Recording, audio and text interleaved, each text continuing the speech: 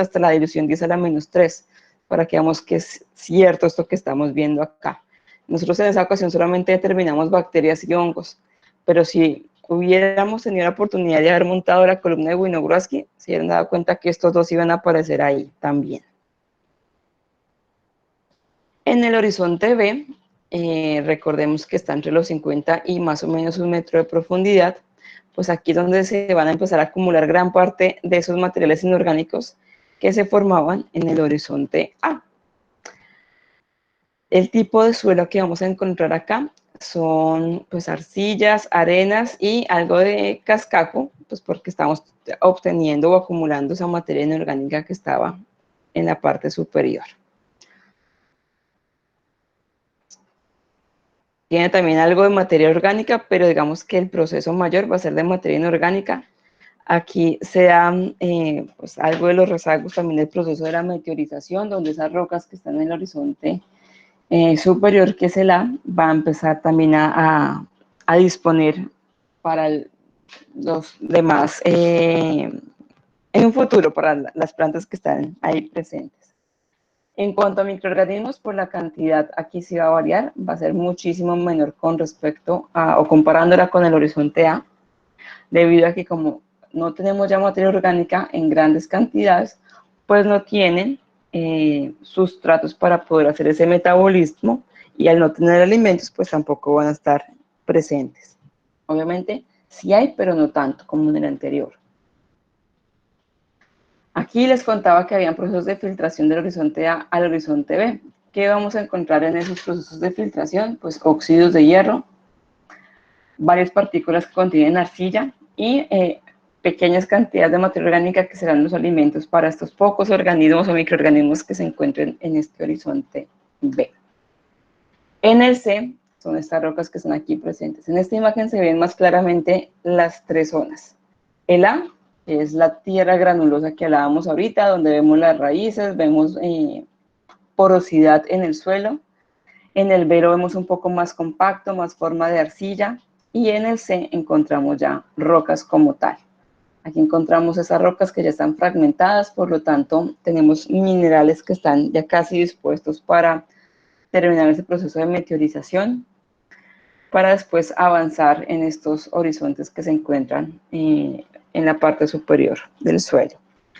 En cuanto a microorganismos, pues si aquí casi no teníamos materia orgánica, pues aquí en ese mucho menos, por lo tanto los microorganismos van a ser muy escasos, y en este caso la función de ellos va a empezar es a iniciar el proceso de meteorización biológica, a que lo que haya acá de materia inorgánica empieza a estar disponible para el resto de los horizontes. Va a ser esa la función de esos microorganismos. ¿Cómo va a afectar entonces el movimiento de los microorganismos al suelo? Entonces, recordemos que la forma como se pueden movilizar los microorganismos a través del suelo es a través de procesos que podemos hacer los seres humanos o la misma naturaleza, dentro de los cuales podemos tener ya organismos que se han decidido utilizar para el control de alguna plaga. Entonces, les había contado que ya se han hecho muchos estudios donde sabemos que hay microorganismos que pueden atacar plagas de otros microorganismos, llámese hongos, bacterias, protozoos, o de otras plantas o insectos, es decir, en este caso de animales, sin la necesidad de utilizar plaguicidas. Eso lo conocemos como control biológico. Entonces, de esta manera, a través de unos inóculos, es decir, del crecimiento de las bacterias o colocando las esporas de los hongos, vamos a permitir que estos nuevos microorganismos ingresen al suelo, en este caso con una función especial que va a ser eliminar plagas. La segunda opción de la manera como vamos a poder adicionar microorganismos al suelo es a través de procesos de biorremediación. Entonces recordemos que la biorremediación, ¿hay preguntas? Creo que no. Entonces recordemos que la biorremediación, gracias, son procesos en los cuales en muchas ocasiones los microorganismos, porque pueden ser procesos también con plantas, con algas, en este caso microorganismos, nos ayudan a recuperar suelos o ecosistemas en general, porque puede ser unión de cuerpos de agua, de suelos, de animales, que se hayan visto afectados por la erosión, porque han tenido contacto con un material que les haya producido un daño muy grave al ecosistema, como por ejemplo los hidrocarburos, como herbicidas, plaguicidas, y estos organismos lo que van a hacer es primero tratar de degradar esa sustancia que tiene contacto con ese ecosistema, con ese cuerpo de agua, y luego empezar a recuperarlo de tal manera que se vuelva a poder utilizar ese suelo. La erosión no significa que ese suelo se acabó. Uno puede utilizar un microorganismo que me pueda recuperar esa zona, adicionarle materia orgánica, las sustancias que requieran para poder hacer un proceso de degradación, y de esta forma el suelo puede nuevamente volver a recuperar la vida que tenía antes. Es un proceso largo, pero se puede lograr a través de ese proceso. Y finalmente, a través de inóculos que pueden incrementar la producción agrícola. Pues ya lo veíamos cuando hablábamos del ciclo del nitrógeno, con las micorrizas y con las bacterias fijadoras de nitrógeno. Micorrizas son hongos que se unen a las plantas a través de un proceso de infección que veíamos en ese día en los ciclos, donde la raíz es infectada por las hifas de los hongos, se forma un proceso de simbiosis y de esta manera tanto la planta como el hongo son beneficiadas por esta interacción y estamos adicionando nitrógeno atmosférico a la planta, y el hongo tiene un lugar para absorber agua y también poder recuperar algo de celulosa, de hemicelulosa, es decir, fuentes de alimento tanto el uno como para el otro. Entonces, también puede ser a través de bacterias fijadoras de nitrógeno, que recuerden que no todas requieren de un proceso de simbiosis, sino que el estar ahí presentes en ese suelo permitirá que ellas empiecen a hacer el desarrollo de convertir ese nitrógeno atmosférico en amoníaco, es decir, la fijación del nitrógeno, y las plantas lo pueden absorber sin hacer ese proceso de simbiosis. En los suelos vamos a tener esos microorganismos nativos que son propios del suelo y los no nativos que se pueden hacer a través de esos tres procesos que les acabo de comentar. ¿De qué manera se va a ver afectado ese proceso que hablábamos hace un momento? Pues, digamos que la primera fase va a ser a través de la absorción de células microbianas a esas partículas del suelo. En este caso, pues siempre va a haber una interacción físico-química de los microorganismos con las partículas que están presentes en el suelo. ¿Qué partículas están presentes en el suelo? Pues hay materia orgánica, está el suelo como tal, que es arcilla, hay iones, es decir, materia inorgánica que está ahí presente porque es producto de ese metabolismo que está en el proceso.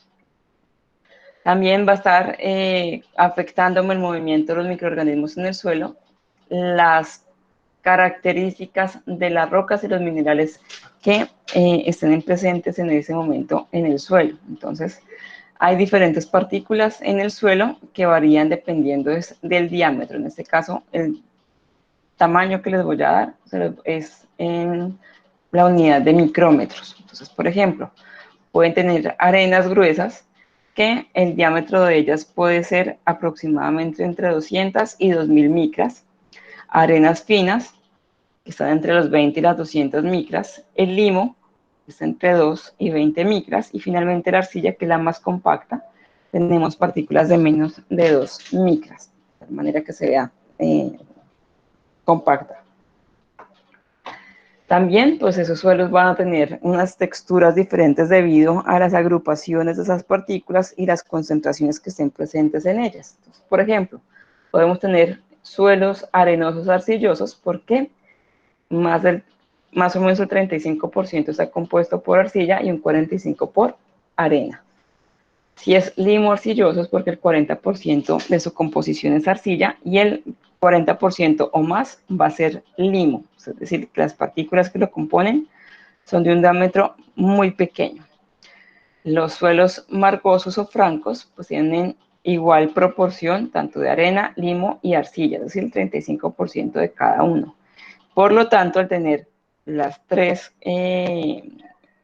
partículas necesarias, pues es lo ideal para que pueda existir aquí la agricultura.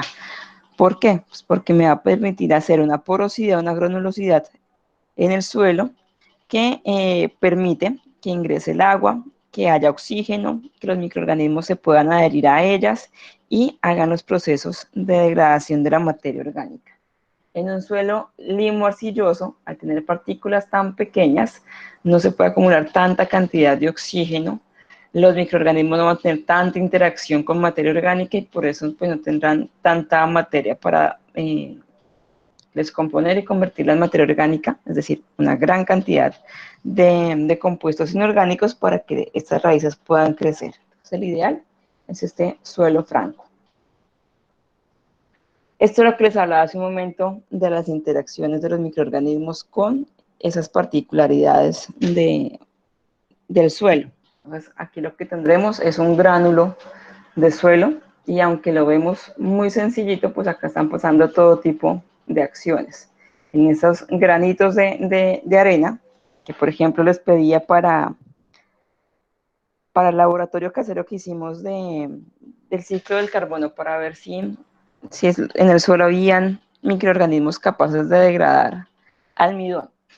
Esos granitos pequeñitos que contenían una gran parte de materia orgánica, de compuestos o partículas típicas del suelo como la arena, la arcilla, y pues aquí también tendríamos limo que es más pequeñito. Tendríamos la interacción de gases que están en contacto en esos poros pequeños que hay en estas uniones que hay en ellos, de oxígeno, dióxido de carbono, ácido sulfúrico y dióxido de carbono, que son el resultado del proceso de metabolismo que están ejerciendo los microorganismos, que serían estos negritos que ustedes ven acá, serían digamos que la caracterización de que fueran bacterias, estas chiquiticas que ven aquí. Esta que ven cafecita sería una hifa, estaríamos hablando de hongos. Entonces, el proceso que están ejerciendo ellas sobre la materia orgánica que está presente, pues me está convirtiendo acá también esa materia orgánica ya en gases que están aquí en interacción en ese mismo poro. En ellos están ocurriendo todos estos procesos. Entonces, en un espacio donde haya una gran cantidad de poros, pues vamos a estar ocupados por una gran cantidad de microorganismos, de oxígeno y pues también de agua. Sin el agua, pues no tendríamos ningún tipo de interacción de las que estamos viendo en este momento. Se va a dar intercambio catiónico. Tenemos materia orgánica que se está convirtiendo en materia inorgánica. Hay microorganismos que están haciendo procesos de degradación. Hay raíces que están haciendo el proceso de absorción de nutrientes, por lo tanto, aquí hay reacciones químicas en todo el momento. Entonces, recordar que pues, estos compuestos, pues aquí lo que veamos a grandes modos, aquí se van a unir, es teniendo en cuenta las cargas que van a tener cada uno de esos cationes, sean positivas o negativas. Y ellas pues se van a adherir al suelo también dependiendo de esas características de energía que van a poseer cada una de ellas. Por ejemplo, en este caso, la arcilla, su carga es negativa y por lo tanto va a atraer a aniones que tengan carga positiva. Entonces, en este caso, ¿quién puede poseer esa carga positiva? Pues el sodio, el potasio, el calcio, el hidrógeno, que va a estar presente sobre ellas. Y a estas pues se van a unir aquellas sustancias que tengan una carga negativa. Los aniones sulfato, carbonatos, nitratos. Los mismos microorganismos muchas veces se pueden aferrar a cualquiera de estas dos particularidades dependiendo de la carga positiva o negativa que tengan sus paredes celulares. Entonces ellos también van a ser atraídos a través de estas particularidades a los aniones y a las mismas partículas del suelo. Entonces, eso va a permitir que se hagan todas las reacciones que hablábamos en los ciclos biogeoquímicos, esa interacción que está ocurriendo ahí. Ya lo estábamos viendo. ¿Qué otras particularidades me van a afectar ese movimiento de microorganismos en el suelo? Pues el pH.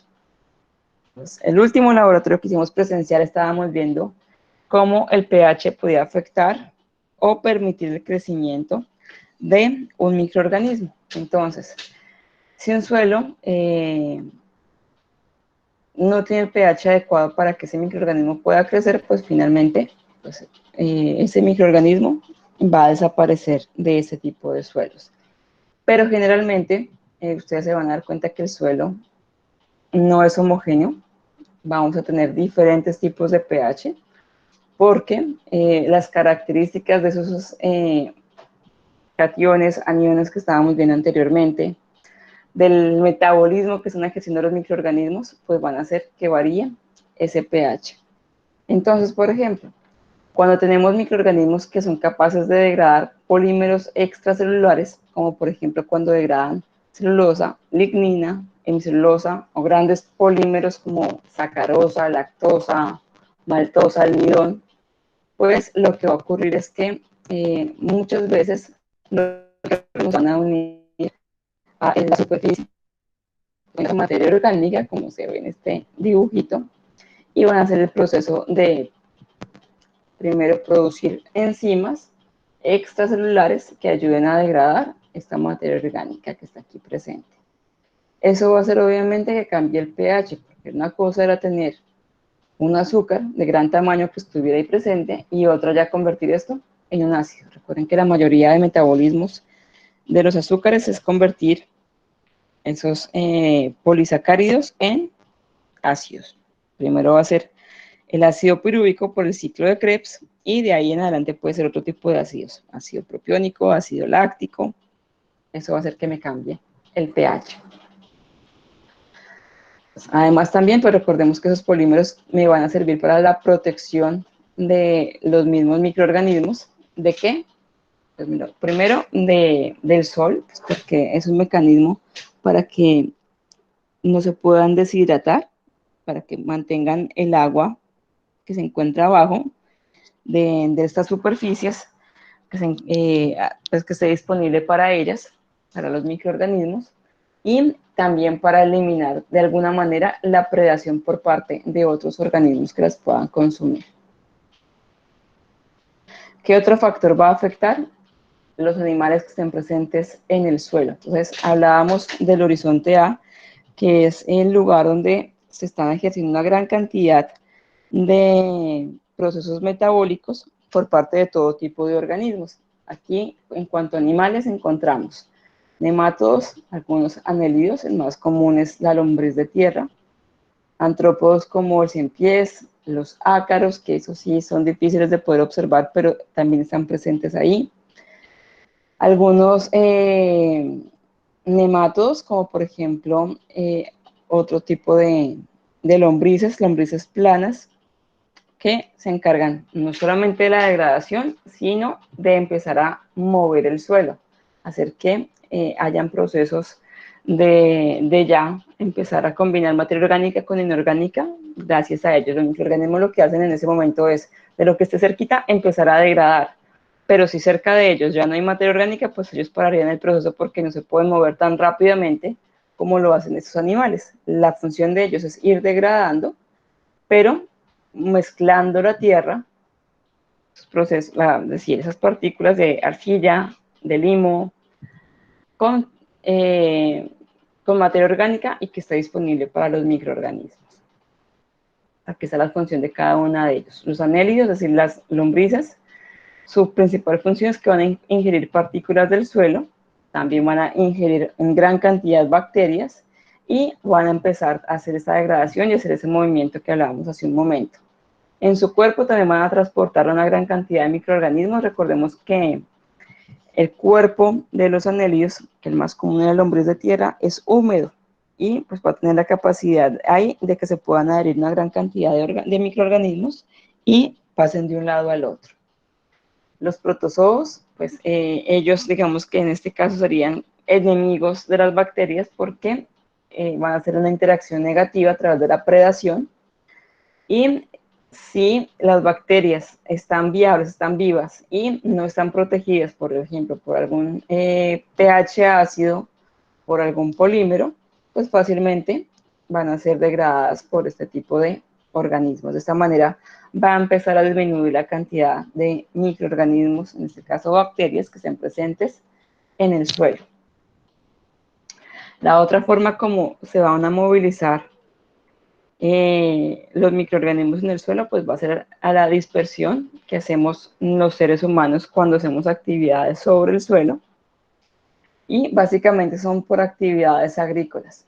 Es ese proceso que hacemos ya de movimiento como tal del suelo, cuando inoculamos microorganismos o simplemente el arado que se hace para poder hacer la siembra de nuevas plantas, pues ese movimiento va a permitir que los microorganismos que estaban en el fondo de este horizonte A lleguen a la superficie junto a la materia orgánica y esa materia inorgánica resultado del proceso de degradación. La otra forma que lo vamos a encontrar es a través de la dispersión de vida animales, cuando los pájaros, conejos, pues, ayudan a ese movimiento del suelo. ¿Cómo influyen el ambiente del suelo a esas poblaciones de microorganismos? Pues, ya conocíamos algunas de ellas. Tenemos microorganismos que son propios del suelo y que van a estar, digamos que habitados o normalizados a algunas condiciones que tiene ese tipo de suelo, a las características de la temperatura de ese ecosistema, de esas precipitaciones, si tienen grandes cantidades de precipitaciones o son mínimas en el tipo de ecosistema, a la altura, a la cantidad de aire que esté presente, pues a eso, digamos que esos organismos que son ya propios o nativos van a estar acostumbrados. Pero digamos que a pesar de que tengan algunas condiciones adaptadas, muchas veces las condiciones ambientales no van a ser idénticas. Por lo tanto, algunas van a favorecer o a desfavorecer el crecimiento de microorganismos. ¿Cómo que puede hacer que no tengan esas condiciones idénticas siempre? Factores como, por ejemplo, el fenómeno del niño y de la niña en el caso de nuestros países tropicales. Colombia es un país tropical, entonces digamos que los fenómenos que hacen que cambien esas condiciones constantemente son esos fenómenos del niño y de la niña. Recordemos que esos fenómenos no son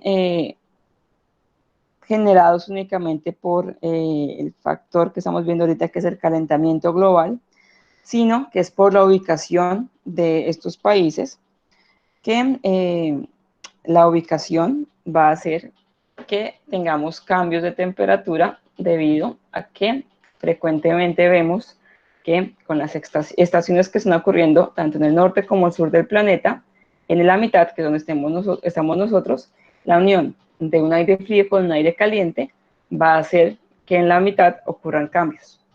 En este caso, fenómeno del niño y fenómeno de la niña. Es normal, como les digo, en nuestro territorio. Lo que no es normal es que sean tan frecuentes o tan largos como está ocurriendo en los últimos 20 años.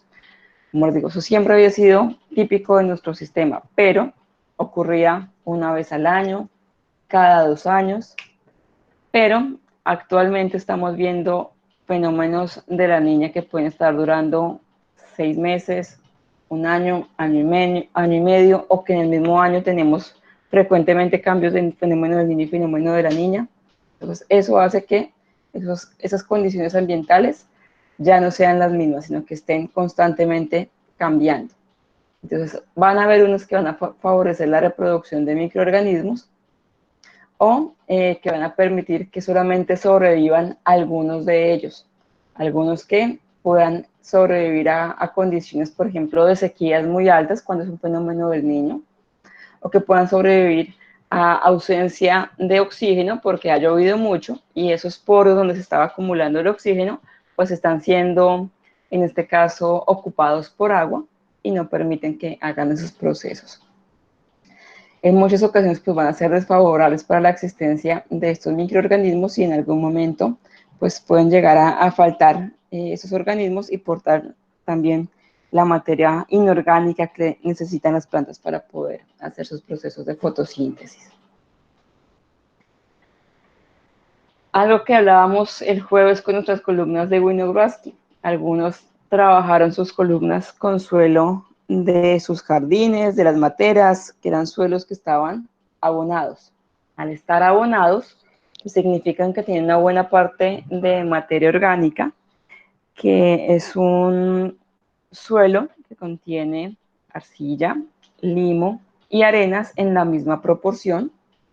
Tienen materia orgánica que está disponible para los microorganismos y también materia inorgánica presente para que las plantas de una vez puedan crecer. Es lo que hablamos de abonados o fertilizados, que van a tener las condiciones apropiadas para que los microorganismos puedan seguir realizando su proceso de degradación, pero en este caso su función principal va a ser que ya está disponible materia inorgánica para que las plantas puedan empezar a crecer. Pero en ocasiones tenemos que ver el tipo de suelo donde se van a adicionar ese tipo de suelos que están abonados. Por ejemplo, si tenemos un pino o en el caso de nuestra región, que fue muy común que colocaran eucaliptos, el suelo suele ser muy ácido, porque el proceso que está haciendo la planta al absorber esos nutrientes es que genera ácidos, por ejemplo, ácidos lácticos, ácidos propiónicos, que están afectando el pH del suelo.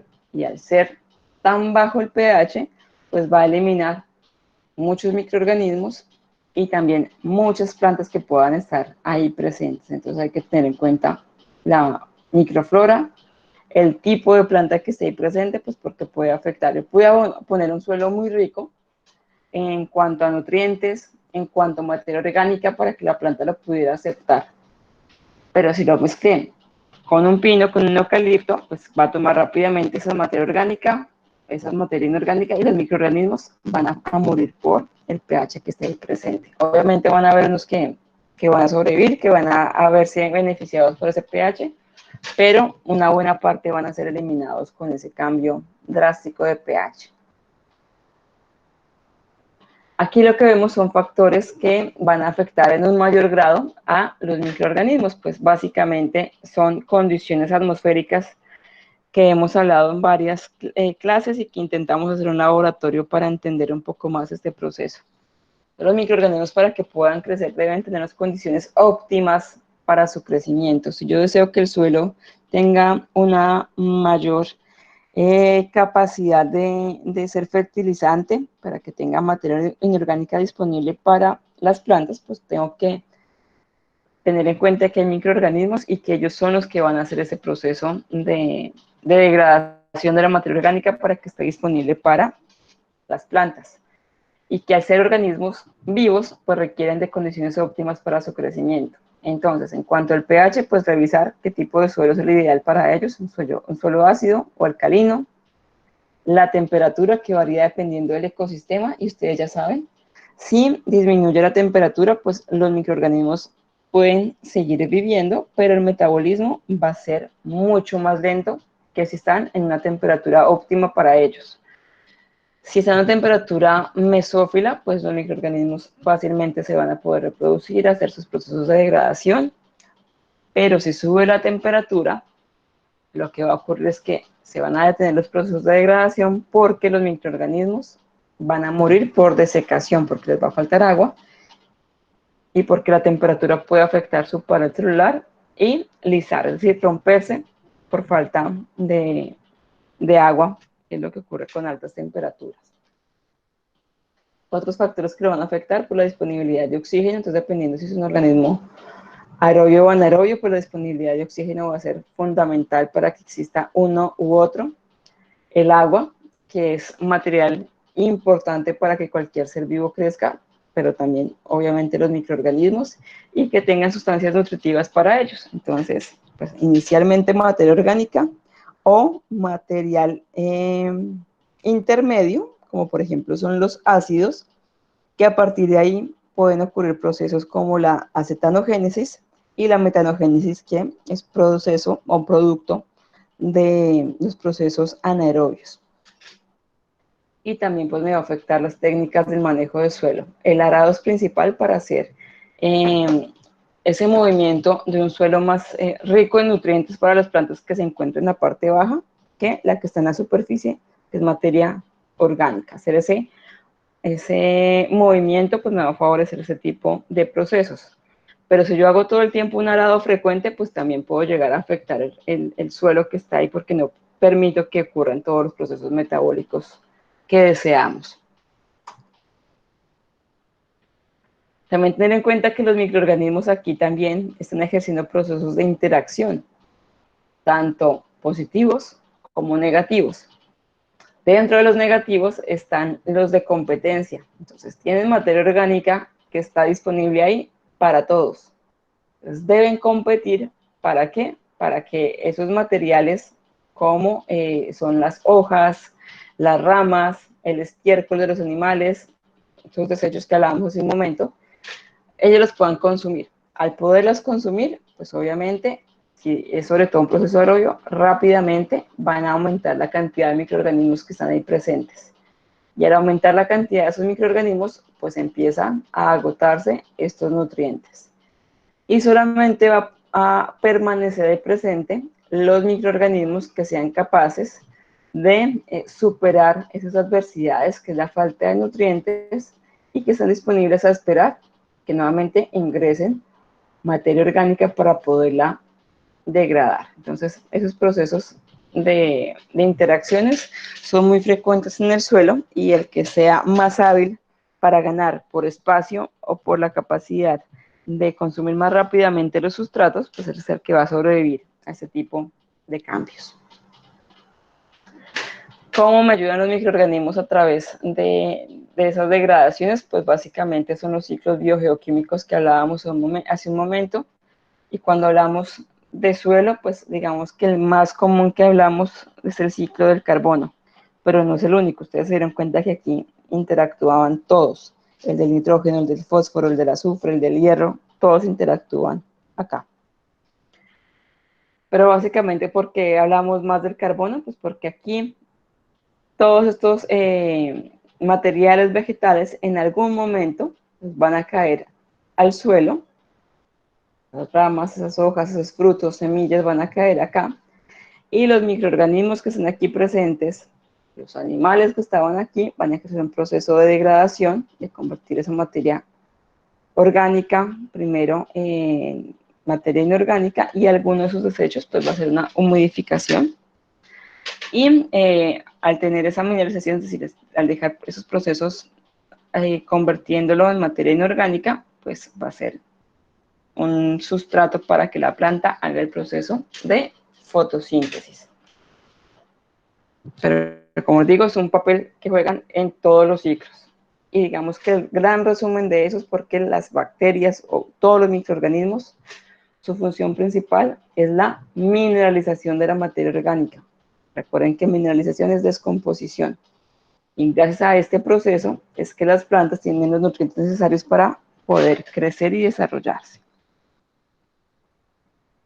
Importante recordar que no solamente son las bacterias, sino en el juego de las plantas estamos hablando de, en este caso, setas, es decir, de hongos de gran tamaño.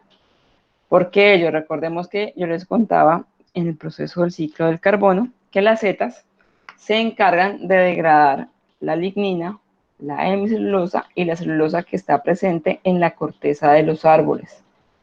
Sin ellos no podría hacerse ese proceso de degradación, quedaría ahí esa madera por miles de años porque no tendríamos otro organismo que sea capaz de degradarlo.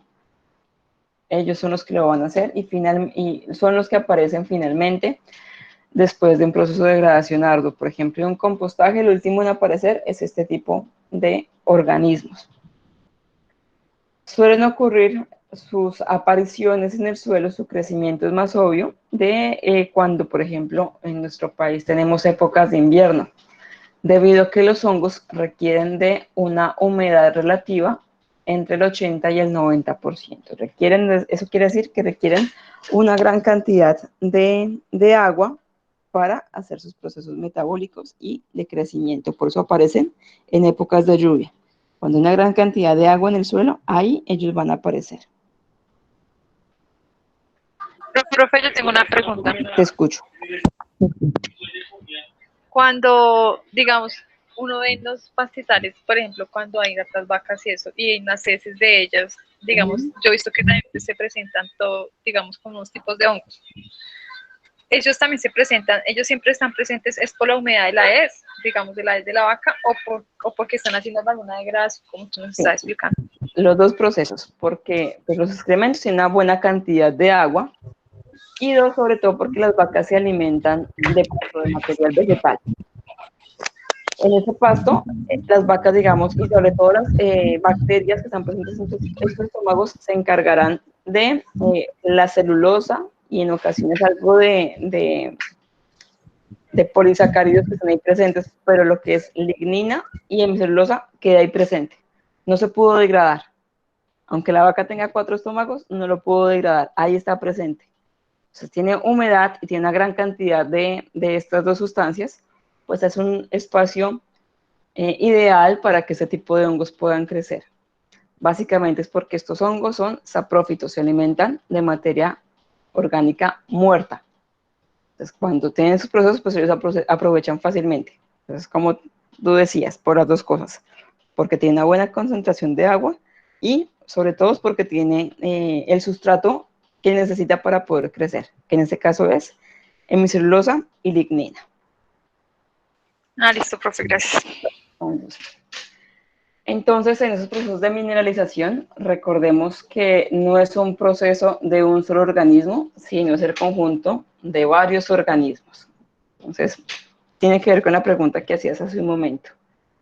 Entonces, vamos a ver esto, digamos que en una escala de tiempo que va de acá, de la izquierda a derecha, aunque pueden haber algunos procesos que van a ocurrir al mismo tiempo, pero digamos que en general van a ocurrir de esa manera. Entonces, lo que va a ocurrir es que primero van a existir unos hongos y unas bacterias que van a empezar a hacer la degradación de azúcares que no sean tan densos, es decir, de monómeros, glucosa, fructosa, que esté ahí presente. Lo primero que van a empezar a degradar, es decir, sustancias que son hidrosolubles. Todo lo que salga como producto de la degradación que hagan los hongos de estas primeras sustancias, pues van a ser transformadas después por las bacterias. Pero recordemos que también hay bacterias, muchas bacterias, que se alimentan de esto, de la glucosa. Entonces, este sería un proceso simultáneo. Tanto hongos como bacterias van a consumir glucosa. Cuando acaban la glucosa, fructosa, silosa, y de ahí, digamos que los disacáridos, como por ejemplo el almidón, la sacarosa, la lactosa, pues van a pasar ya a compuestos un poquito más complejos como la celulosa. No solo porque es complejo, pues, sino que recordemos que la celulosa está unida muy firmemente a la lignina.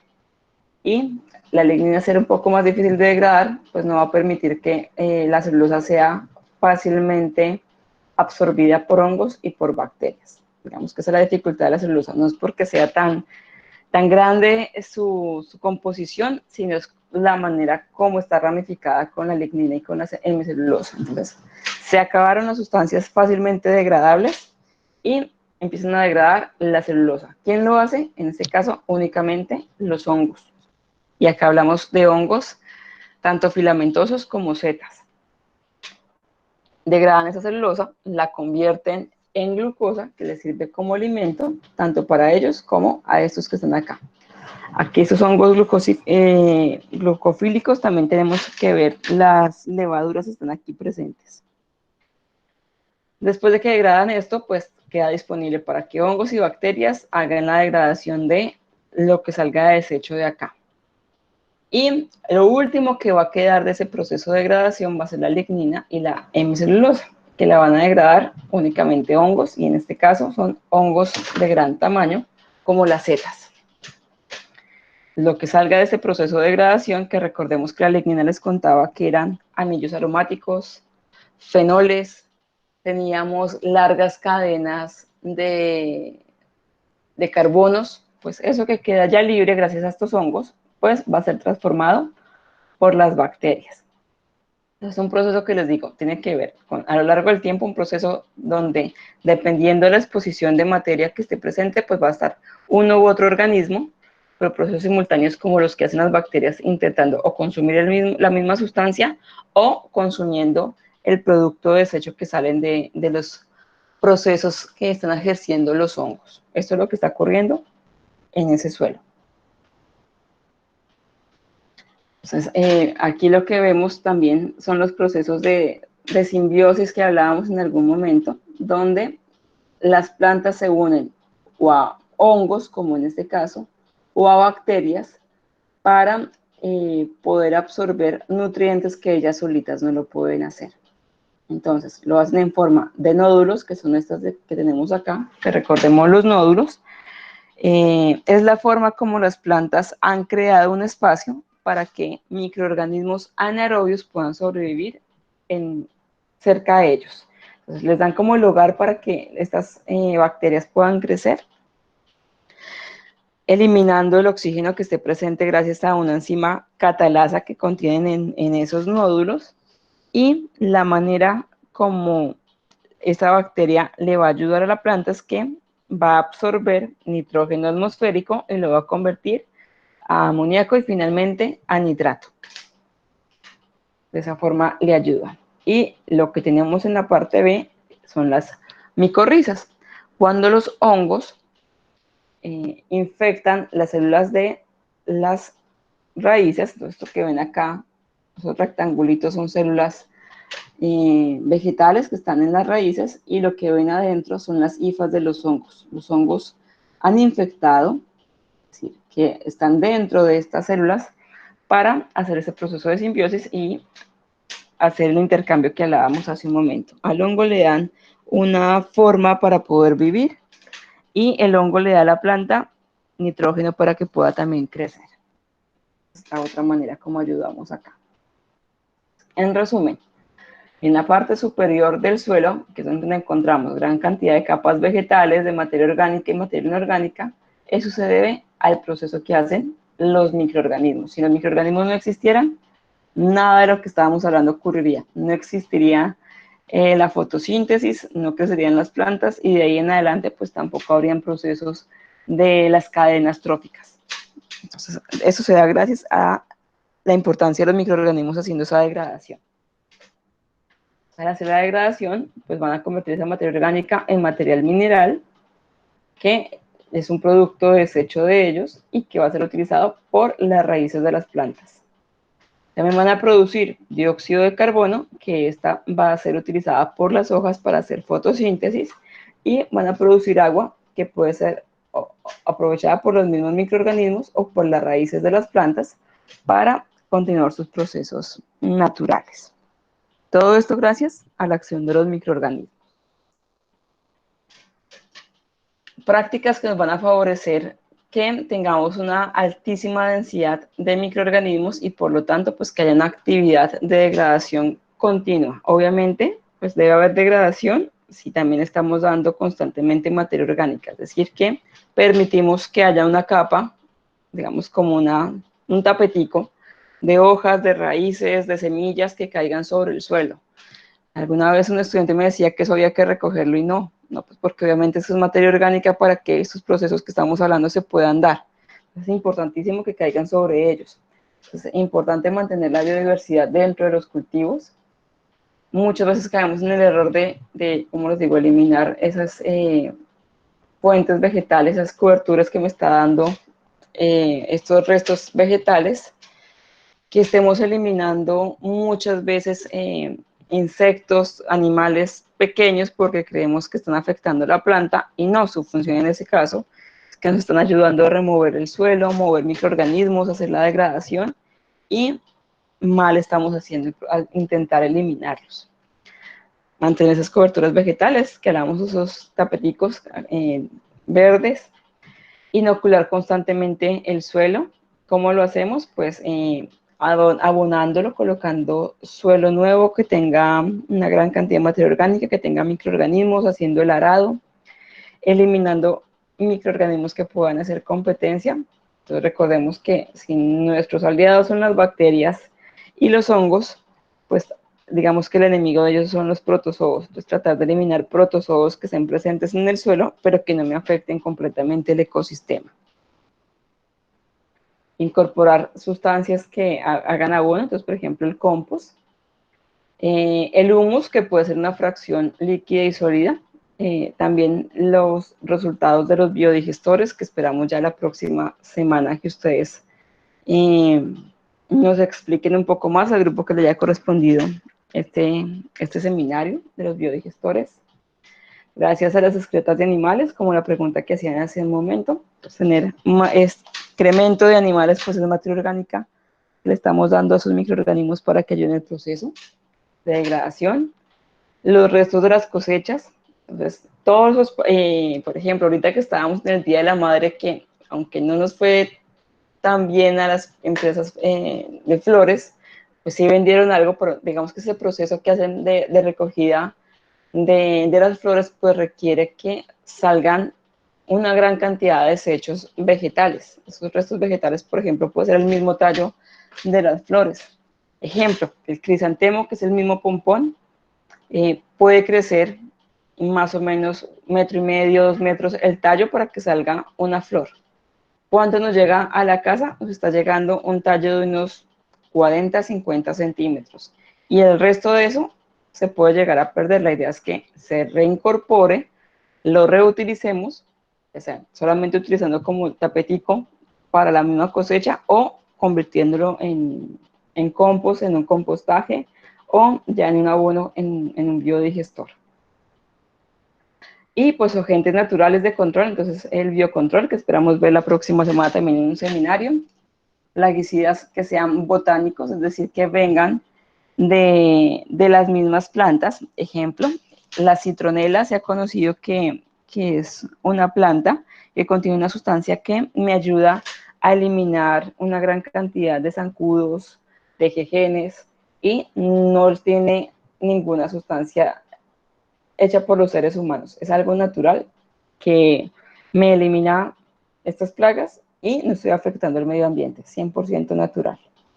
Y el control cultural tiene que ver la forma como los cultivos los estamos cuidando, que en las zonas donde se hagan los cultivos, cada vez que se acabe una cosecha, siembren otro tipo de plantas para que el suelo cambie el pH, los nutrientes que necesita no siempre son los mismos, son las mismas cantidades que el otro cultivo, que tengamos reservas de otras plantas alrededor.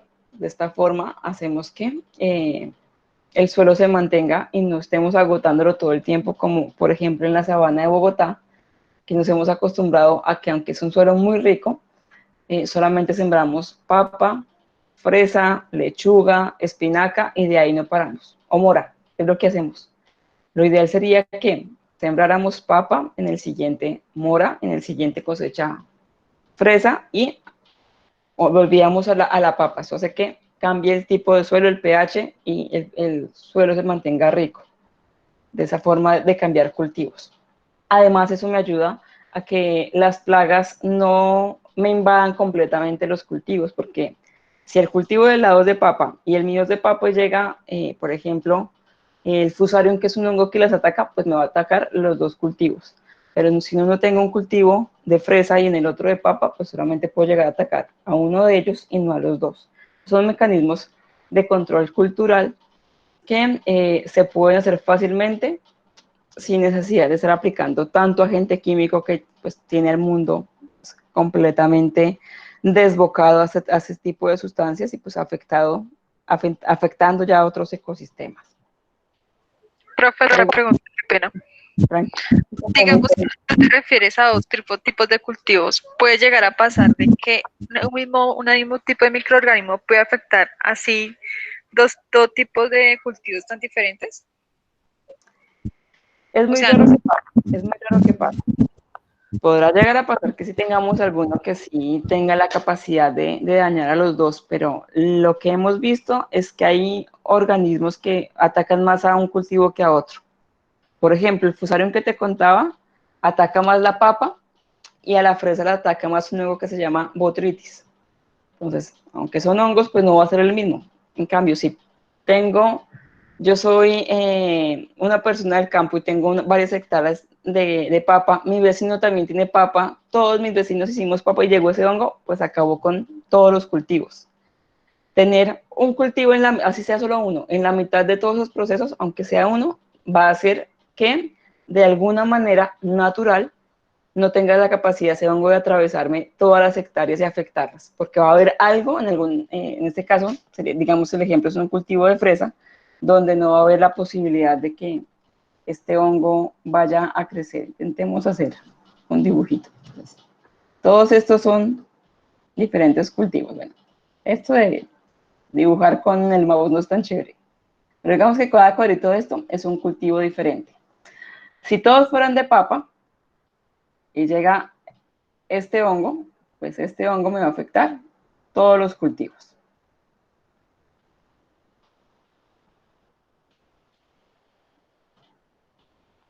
Pero si en este caso, este que estaba acá era el ejemplo que estamos dando, y creamos que esto es una fresa, este de acá. El hongo llegó a este lado. Cuando fue a cruzar este cultivo, pues no tiene la capacidad de afectarme la fresa. De alguna manera va a parar, digamos que es una pared natural que le estamos haciendo, puede afectarme el de acá, pero este de acá no lo va a afectar, y al no afectar este, pues no va a llegar a los cultivos que estén a este lado. Entonces es una barrera natural que podemos hacer, que como les decía, muchas veces en Colombia, no solo en Colombia, digamos que lo que tenemos en la cabecita es que nuestro pueblo es solamente cultivador de maíz, así que todos cultivamos maíz, pero nuestra tierra es tan rica que puede tener la capacidad de permitirme crecer otro tipo de cultivos. Nos pusiéramos de acuerdo y que esos de acá cultivaran papa por este año y esos de acá fresa, pues créeme que no se verían afectados tantos cultivos por ese tipo de ataques que vemos acá.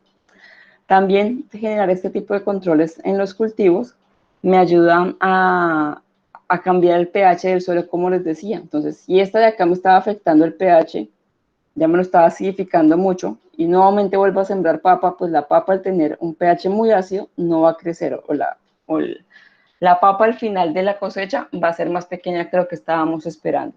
Si yo lo cambié por otro cultivo, ejemplo, digamos lechuga, pues me va a mantener el pH un poquito más alto, más neutro, que cuando yo vuelvo a sembrar papa, pues tengo el pH ideal para que vuelva a crecer. Entonces, son procesos naturales, sin tanta tecnología, solamente es entender qué es lo que está pasando ahí. Obviamente, pues nosotros no entendemos tanto este proceso, tendríamos que pedirle ayuda más a un ingeniero agrónomo que nos ayudará a entender el tipo de cultivo que tenemos ahí y cómo lo podemos utilizar. Pero digamos que ustedes tendrían el conocimiento de que eso se puede hacer y pues fácilmente le hacen la pregunta al ingeniero agrónomo que qué planta se puede utilizar. Pero es un buen mecanismo para hacerlo. ¿Preguntas?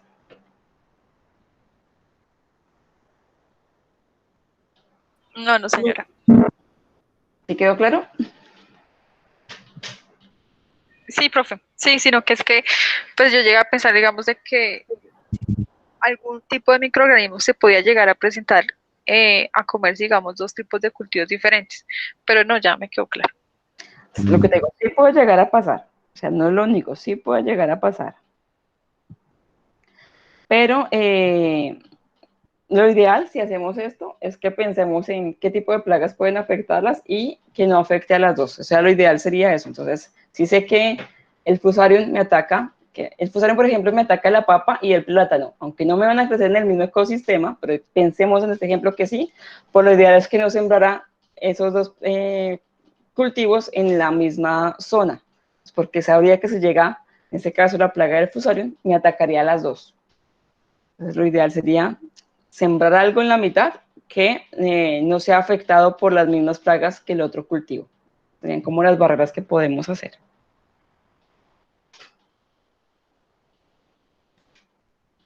¿Preguntas?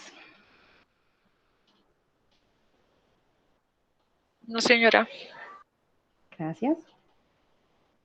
Bueno, hoy vamos a ver un tratamiento de residuos sólidos porque el otro que tiene que ver acá es parte de los seminarios que estaremos escuchando la próxima semana. Esto pues es un preámbulo para contarles que pues parte del parcial tiene que ver también con esos seminarios, porque recuerden que es un estudio de caso y parte de los resultados o los posibles procesos para ayudar a resolver ese estudio de casos pues van a ser los seminarios, algunas de esas aplicaciones que tienen ahí. Entonces, por favor, para que realicen muy bien su seminario, tengan una muy buena investigación de lo que están teniendo ahí en cuenta.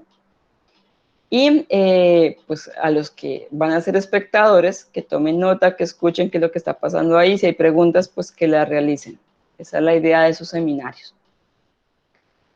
Y pues ahí también va la propaganda para este jueves. Este jueves solo tenemos 10 minuticos con cada grupo, porque solo 10 minutos porque son 9 grupos y realmente es hora y media que estaría ahí con todos. Entonces, no es mucho tiempo, por lo que les pido que sean muy puntuales en sus preguntas para que podamos resolverlas, ojalá la mayoría que tengan en ese momento.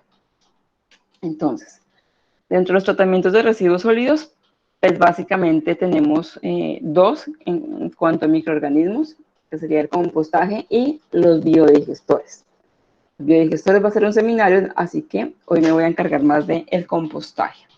Cuando hablamos de compostaje, estamos hablando del proceso como tal, no del resultado, sino del proceso. ¿El proceso de qué?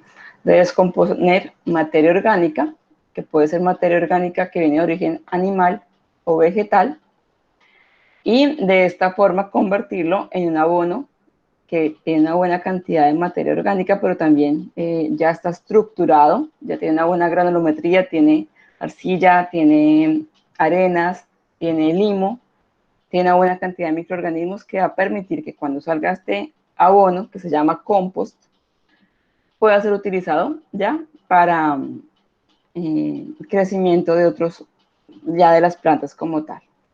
¿Quién va a hacer ese proceso de compostaje? Pues tenemos varios organismos, pero cuando hablamos de microorganismos serían bacterias, hongos y algunos protozoos. Pero no trabajan solitos, trabajan con otros organismos, como las lombrices y las arañas, las polillas, van a hacer ese proceso. El compostaje como tal va a tener una muy buena carga bacteriana y de hongos. Cuando hablamos de lombrices, hay un proceso de degradación que se llama lombricultura, que en este caso pues no lo vamos a trabajar porque no estaríamos hablando de microorganismos, sino ya de un animal, un organismo más grande. Eso lo van a ver en su clase de tratamientos de residuos sólidos. ¿Qué hacen estos organismos? Pues como les digo, un proceso de descomposición. ¿De qué? De material vegetal y animal que ya viene muerto. También pues de excrementos de estos animales, pero básicamente no puede ser cualquier tipo de residuo. Básicamente es un residuo que venga de origen vegetal. Por las condiciones que le vamos a dar, pues debe ser un proceso de origen vegetal. Aquí está ese resumen. El compostaje es una técnica, es un proceso en el cual se van a descomponer residuos orgánicos en condiciones controladas, es decir, que tenemos que tener unas condiciones a las cuales vamos a ejercer un control diario o a veces semanal. ¿Para qué? Para que al final podamos conseguir un abono que sea estable, que no se vaya a fracturar, que sea diferente en un extremo u otro, y que finalmente se pueda utilizar como un abono orgánico. Su principal materia prima, como os digo, son residuos vegetales. En este caso estiércol, pero estiércol de organismos que sean herbívoros, es decir, que hayan consumido solamente materia vegetal. Por lo tanto, en su estiércol van a haber restos de esos vegetales. Restos de vegetales, hojas, semillas, frutas, ramas y cualquier otro residuo orgánico, pero que sea de origen vegetal. Importante que no esté contaminado con otras sustancias. ¿Cómo así, profe? En ese caso, por ejemplo, la cebolla, el tomate, cuando uno hace un guiso para cocinar, que ya tuvo un proceso diferente de cocción, que ya tuvo un proceso de unión con aceite, ya está contaminado, ya tiene otro proceso, por lo tanto no se podría utilizar acá. Tienen que ser procesos, material que sea fresco, pero digamos que principal característica es que sea de origen vegetal. Ventajas del compostaje, pues que vamos a ahorrar en la compra de abonos químicos, porque va a ser un abono 100% orgánico, 100% natural.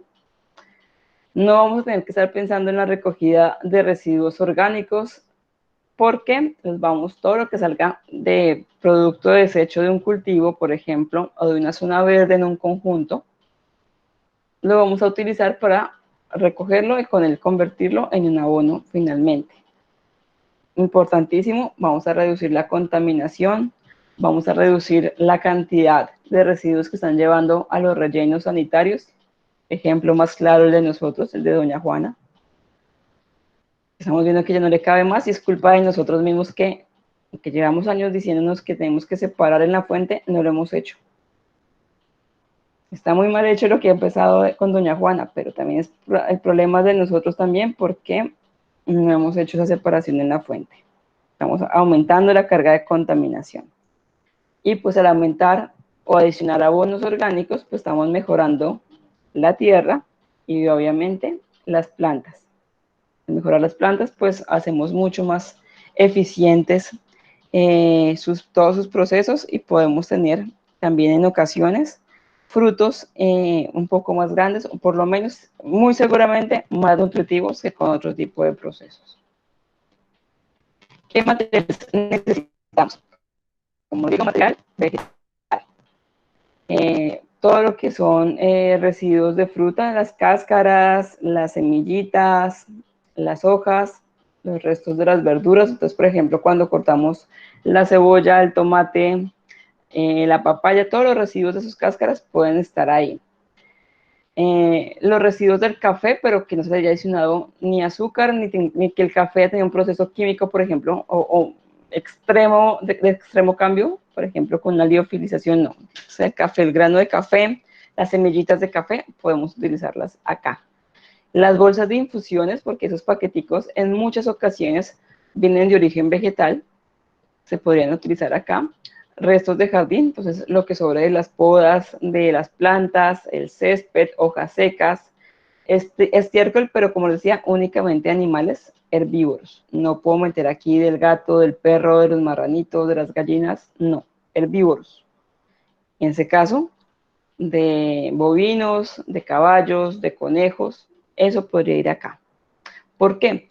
Porque aquí hay residuos, en ese caso, de plantas, que van a continuar ese proceso por organismos que están presentes también en este mismo estiércol o en los mismos residuos.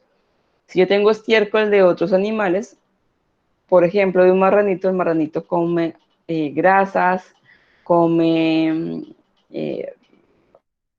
otros animales, de esta manera en sus excretas, pues va a haber material de origen animal que cuando hagamos el proceso de descomposición, al estar en un espacio abierto, pues va a generar malos olores. Entonces, por eso solamente van de origen vegetal, y en este caso sería estiércol de herbívoros. Ceniza vegetal, obviamente en pequeñas cantidades, el carbón completamente o que tengo en grandes cantidades, pues no es muy provechoso, pero sí puedo utilizar algo de ese material que esté en ceniza. Papel y cartón, pero ojo, en trozos y que no haya tenido procesos, por ejemplo, de plastificado o que tenga una lámina que lo haga brillante, o plástico, porque eso ya viene a ser parte de otro proceso. Puedo colocar pelo, uñas o residuos, pero que no contengan grasa. ¿Qué no va acá? Pues les contaba que excrementos de animales bovinos, perdón, animales, por ejemplo, como el perro y el gato, pues porque ya sabemos que tienen una gran cantidad de residuos que no son vegetales. Y aquí viene una palabra principal, pueden tener patógenos. Material que no sea inorgánico, pues porque aquí es un proceso donde se hace la descomposición de todo el material 100% orgánico. Materiales sanitarios, es decir, papel higiénico, tintas de colores tampoco vamos a tener aquí en el proceso, carne, residuos de pescado, de carne tampoco porque generan malos olores, nada que contenga grasa porque eso es lo que va a hacer afectar la cantidad de oxígeno que va a estar ahí presente y por lo tanto se convertirá en un proceso anaerobio que no nos interesa en este caso.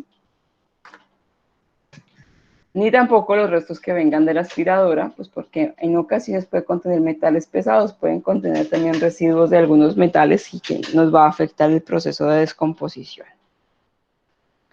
¿Qué materiales se pueden compostar? Pues todos los que hablábamos hace un momento, todo lo que sea de origen vegetal.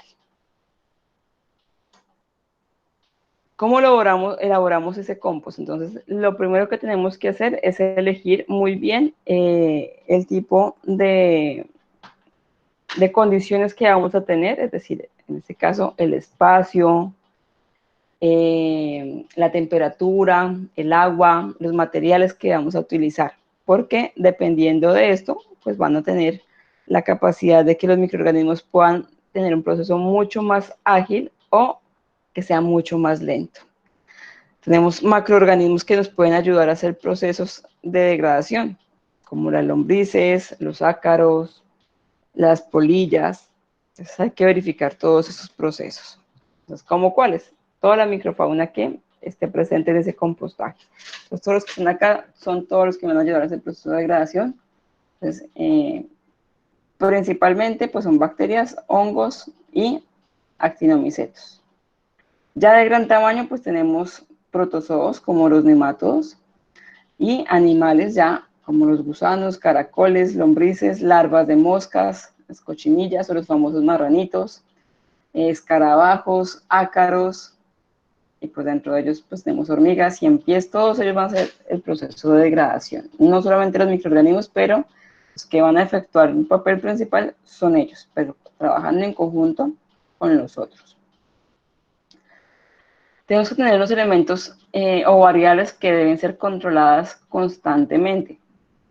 Algunas de ellas deben ser diarias, otras van a ser semanales, como la relación de carbono-nitrógeno, el pH, pues porque me va a influenciar en que existan ciertas condiciones para que los microorganismos puedan existir, o también pues con el pH puedo saber si ya el compost llegó a su etapa final. A la humedad, porque se requiere agua para que existan los procesos de descomposición, pero no exceso de humedad porque pues, puede eliminar el oxígeno ahí presente. Aire, porque es un proceso aerobio, necesita oxígeno para que se dé, y la temperatura, que ya hemos hablado, una temperatura ideal permite que la descomposición se haga mucho más rápida, una temperatura inferior sigue el proceso de degradación, pero es muchísimo más lento. Hablemos de cada una de ellas. En relación carbono-nitrógeno, pues tenemos que observar que la mezcla tenga una relación de carbono-nitrógeno de 20 a 1 o de 30 a 1, es decir, 20 partículas, por decirlo de alguna manera, de carbono por una de nitrógeno. Entonces hay que revisar muy bien qué le estamos ofreciendo a ese compost que tenga, o sea, un material rico en carbono o en nitrógeno. Revisar qué elementos son ricos en nitrógeno, por ejemplo, la paja, la cascarilla del arroz, las raíces de algunas plantas, pues porque tienen contacto con bacterias, me va a tener una buena proporción de nitrógeno. Y pues obviamente todo lo que sean residuos vegetales, pues tendrá una gran cantidad de carbono. Es importantísimo que esta relación se mantenga. Si es menor, se va a ver afectado y no se va a ver un abono en óptimas condiciones como el que requerimos. En cuanto al pH, pues este va a ser una variable muy cambiante durante todo el proceso de compostaje y no se va a mantener equilibrado hasta que la relación carbono y nitrógeno no se mantenga estable. Dependiendo del tipo de material con el que ingresemos, pues el pH puede iniciar ácido o puede iniciar alcalino. Y la variación, pues intentamos que el pH final de este suelo esté entre neutro y ácido, pero la acidez no puede ser menor a 5 para que no me dañe el crecimiento de las plantas. Pues aquí el resumen de cada uno de ellos. Entonces, ¿qué me entrega material alto en nitrógeno? El estiércol. Un estiércol fresco me entrega un equilibrio de carbono-nitrógeno de 5 o 15 partes de carbono por una de nitrógeno.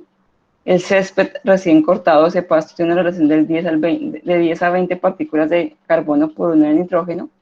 Todo tipo de restos vegetales frescos de 10 a 20 con respecto al carbono y uno de nitrógeno. ¿Cómo los equilibramos? Pues teniendo una capa de estiércol y encima de él colocar una capa de hierbas con semillas, otra capa que contenga hojas secas, otra que tenga pasto, que tenga cascarilla de arroz. Las capas que una esté encima de la otra que me ayude a equilibrar de alguna manera estas proporciones que están viendo aquí arriba. Que contiene una altísima cantidad de carbono. Pues material que contenga altas cantidades de celulosa, hemicelulosa y lignina. ¿Cómo qué? El acerrín, aquí me comí la A. El acerrín, ¿por qué? El acerrín, recuerden que es la corteza del árbol. Todo lo que me sobra de ese proceso que ha tenido la madera para ejercer un mueble es porque ya es un material vegetal ya maduro que contiene una altísima cantidad de esos tres materiales. Papel y cartón, pues porque también se toma de esta parte la paja y la rama de la poda gruesa, es decir, de las ramas. En cuanto a la humedad, lo ideal es que tengamos una humedad relativa entre el 40 y el 60%. Esto me va a permitir que se mantenga húmedo todo el compostaje y tenga la capacidad de tener agua a todos los microorganismos que estén ahí presentes para hacer el proceso de degradación. Si tengo exceso de agua, ¿qué va a ocurrir? Pues me tapa todos los poros que hay presentes y por lo tanto se va a compactar. Al compactarse me va a faltar aire y eso genera un proceso anaerobio donde se va a pudrir la materia orgánica que tenía ahí dispuesta. Entonces el exceso de agua no es buena porque va a ocurrir esto. Está pasando acá. La falta de humedad, que tenga una humedad menor al 40%, pues al no permitir que tenga agua todos los microorganismos, me va a ralentizar el proceso, hacer que sea cada vez más lento. Entonces, una baja humedad y una baja temperatura hace que se ralentice el proceso. ¿Cómo sabemos la cantidad ideal del agua? Entre el 40 y el 60%, pues tenemos marcadores de humedad que me pueden mostrar exactamente el proceso en cuál está. Si no tenemos cómo hacerlo, algo que llamamos nosotros, digamos que ya en campo se llama la prueba del guante. ¿Y cuál es? Es adicionar agua, irla mezclando con esos residuos que hablábamos hace un momento y al finalizar el proceso lo que uno una parte de eso con la palma de la mano, oprimirla y debe caer, es un chorro muy delgadito, es casi una gotica muy delgadita de agua. Eso quiere decir que la humedad está entre un 40 y un 60%. Si yo al oprimirlo, antes de oprimirlo, ya empiezo a sacar una gran cantidad de agua, no esa linecita chiquitica que les cuento, es porque está en exceso. Si yo lo estoy oprimiendo y no me sale agua, ese chorrito de agua, es porque le está faltando agua. Entonces, si no tengo esos equipos, pues lo puedo hacer de esa manera, más manual. La aireación. Entonces, recuerden que es importante que siempre haya oxígeno presente en este proceso porque es un proceso anaerobio. Para hacer la aireación es importante pues que con la ayuda de una pala se haga un arado, un movimiento de los diferentes montoncitos que se han creado, pero obviamente no se puede hacer todos los días, porque el exceso de aireación pues lo que puede hacer es que si había un microorganismo que estaba ejerciendo algún proceso de degradación sobre una materia orgánica ya concisa, al moverla, pues estoy deteniendo el proceso, porque recuerden que los microorganismos tienen procesos de latencia donde ellos se adaptan a la materia o al sustrato que tengan ahí presente. Entonces, si se estaban alimentando de residuos de un tallo, estaban alimentando de la celulosa, lo removí todos los días, entonces estaba acostumbrando a la celulosa y después lo puse cerca a lo que era antes una fruta. Entonces ahora tiene exceso de fructosa, entonces estaba acostumbrando a algo, no lo dejé que le hiciera la degradación y ahora le pongo otra cosa, pues no se va a hacer tan frecuentemente la degradación como lo esperamos. Entonces la aireación, ese arado que les estoy diciendo, debe hacerse una vez a la semana o una vez cada 15 días, para que haya presencia de oxígeno y para permitir a los microorganismos que tengan ese proceso de latencia, de crecimiento, es decir, de crecimiento exponencial, y en ese momento hagan la degradación de la materia orgánica. En cuanto a la temperatura, pues uno espera que tenga esta variación que ustedes están viendo acá. Entonces, en la parte de abajo tenemos la variación en tiempo, en este caso es por semanas, y la otra variable es la temperatura. Aquí está por un proceso de 4 semanas. Esto es lo ideal, que en un mes tengamos un compostaje, pero depende mucho de las condiciones externas. Yo estoy, por ejemplo, en Bogotá, el compostaje no se va a dar en un mes, sino puede durar 2, 3 meses por la temperatura ambiente. Pero si yo estoy en Fusa, en Chinauta, pues como la temperatura es un poquito más alta del ambiente, pues eso me va a ayudar a que dentro de la pila de compost también tengan esa temperatura inicial y más rápido arranque el proceso de degradación. Entonces, eso hace que cambie uno u otro. Por eso aquí aparecen 4 semanas, pero como les digo, dependiendo de la temperatura del clima en el que se encuentre esta pila de compost, pues me va a variar de un mes hasta 4 meses. Inicialmente, entonces, en la primera semana va a ocurrir el proceso de descomposición en una temperatura ideal de crecimiento. Entonces, podríamos decir que aquí empezamos más o menos con más o menos unos 10 grados centígrados. Los microorganismos se adaptan a las condiciones que hay de compost, el tipo de materia orgánica que se les está dando, empiezan a consumir la materia orgánica y al consumir la materia orgánica y hacerse todos los procesos metabólicos, pues hacen que rápidamente eso que están ejerciendo, que están degradando, se convierta en energía y eso se convierta en calor. Por lo tanto, esto va a aumentar la temperatura. Lo ideal es que llegue más o menos hacia los 65, 80 grados centígrados. En esta gráfica están los 70, pero entre los 65 y los 80 va a llegar. Como les digo, es un proceso de degradación. Aquí lo estoy mostrando en una semana, pero este proceso puede llegar a ocurrir completico hasta en un mes.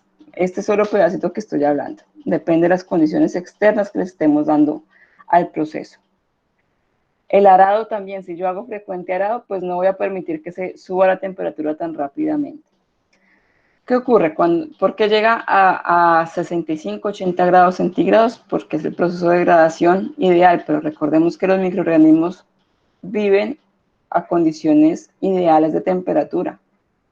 Y 70 grados centígrados ya no es una temperatura ideal para ellos. La mayoría de microorganismos son mesófilos. Si superan más de los 45 grados que estarían por acá, ya es una temperatura donde muchos de ellos van a morir. Al morir, pues el proceso de descomposición va a detenerse. Entonces uno espera que el material orgánico, que sea glucosa, monosacáridos y sacáridos, rápidamente sean descompuestos en este proceso. Al aumentar la temperatura, gran parte de los microorganismos, incluyendo los patógenos, aquí van a morir. ¿Qué va a ocurrir? Pues va a empezar a disminuir la temperatura. Al disminuir la temperatura, pueden llegar a aparecer algunos microorganismos que sobrevivieron a esto que estaba acá, a estas condiciones. ¿Qué microorganismos, o más bien qué estructuras de los microorganismos pueden sobrevivir a estos cambios? Aquí estarían las esporas de los hongos. Entonces recuerdan que yo les decía que los que pueden sobrevivir acá son los hongos de gran tamaño. Aquí las que van a sobrevivir son sus esporas realmente. Sobrevivieron a esta temperatura tan alta. Cuando empieza a disminuir, más o menos que llega a los 45, 35 grados centígrados, ellos empiezan a crecer, a formar hifas, y de las hifas empiezan a formar ya el cuerpo fructífero, que se conoce como pie del hongo, y el sombrerito, que es donde están el resto de esporas. Aquí dentro de él es que están las esporas. Si ustedes abren un champiñón y le ven esa parte cafecita, en esas láminas se encuentran las esporas de estos hongos. Se empiezan a crecer ellas, y al crecer, pues, ¿qué va a hacer? A degradar el resto de material que se encontraba aquí presente. Acá se descompuso lo que rápidamente estaba disponible para las bacterias. ¿Qué era lo que quedaba restando acá? Que las bacterias no pueden degradar, recordemos, celulosa y la lignina. Eso es lo que van a degradar ellos.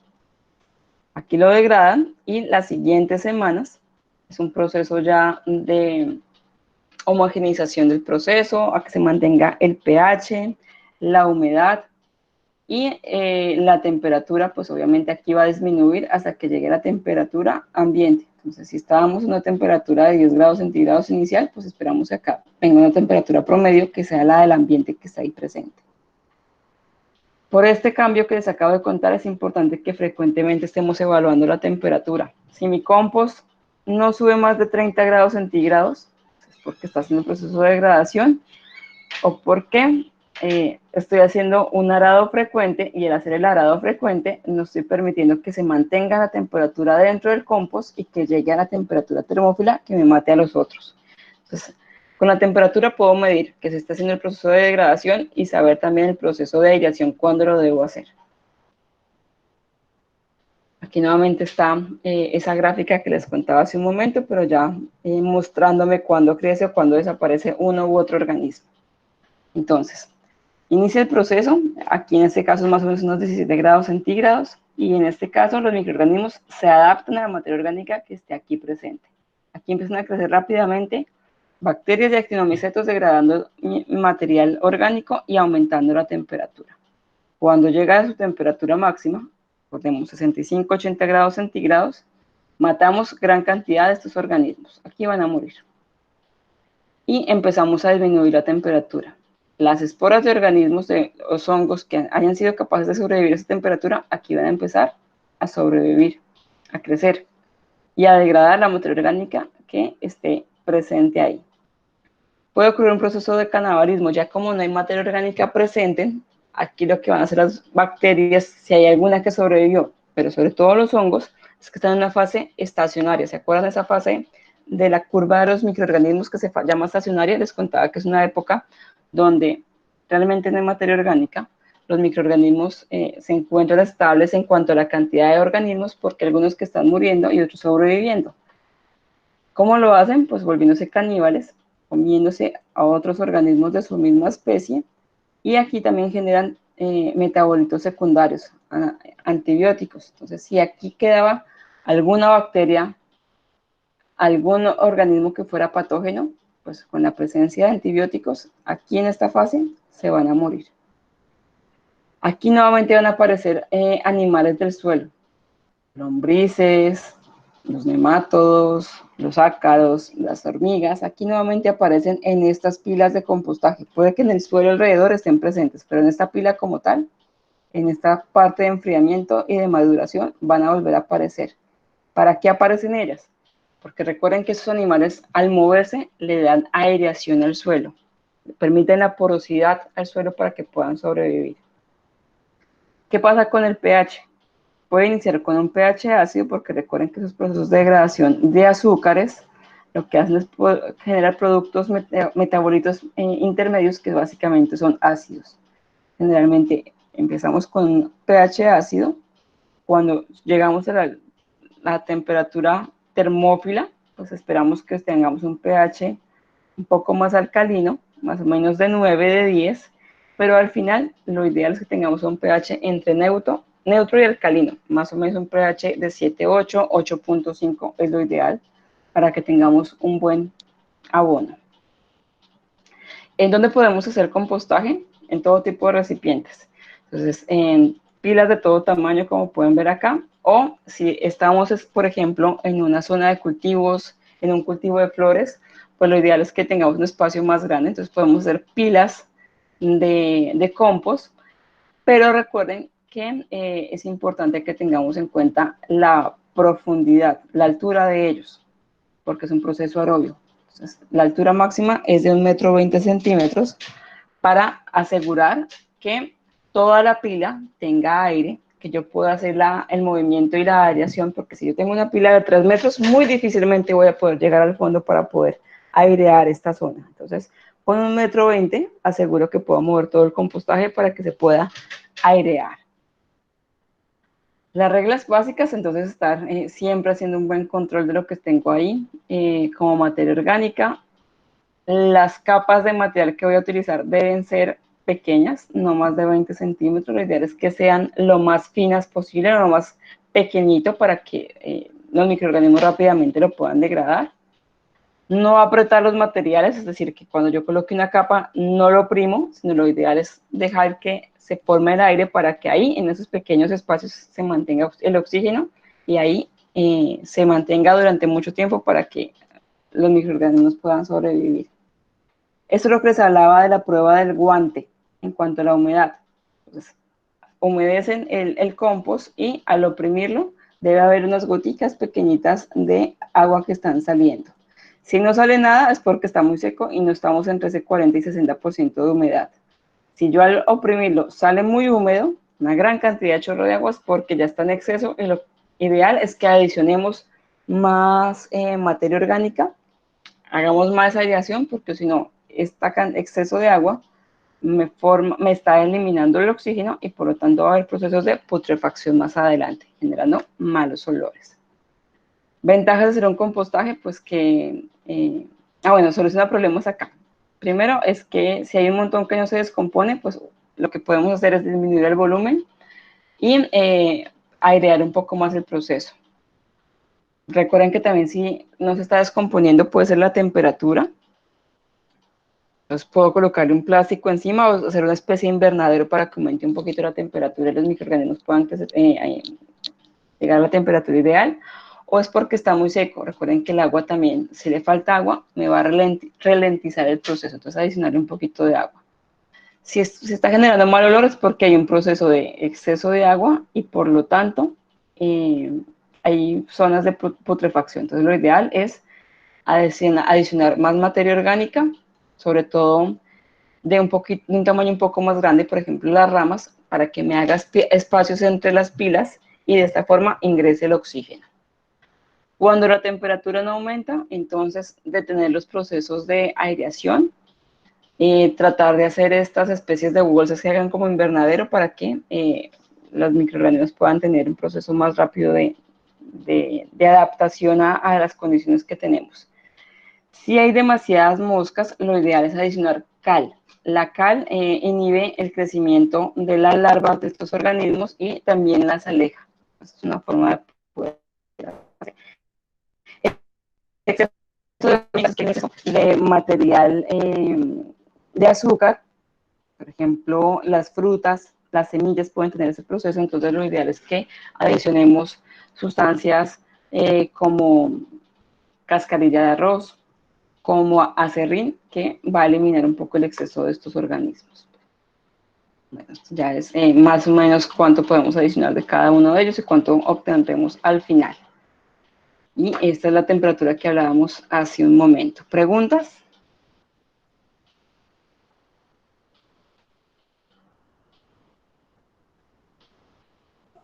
No, profe.